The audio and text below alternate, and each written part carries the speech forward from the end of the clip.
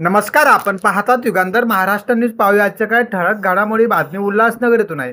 उल्हासनगरमध्ये गणेश उत्सवानिमित्त बाजारपेठ सजल्या. खरेदीसाठी नागरिकांची गर्दी.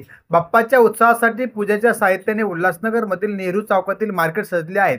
स्वस्त व विविध प्रकारचे साहित्य खरेदीसाठी मोठ्या संख्येने नागरिक शहरात आल्याने मार्केट गर्दीने फुलून गेले आहे.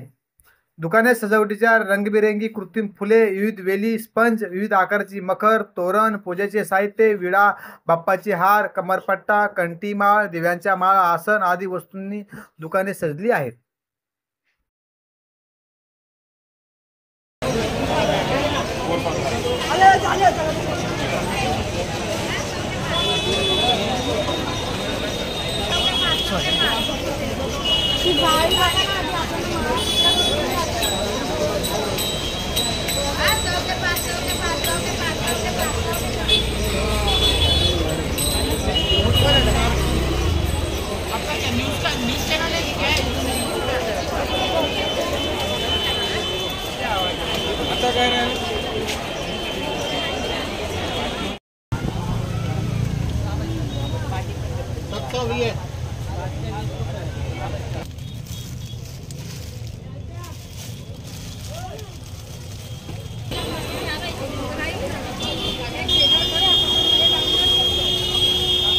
और कैसा? बस बहुत दिन के बाद लगे।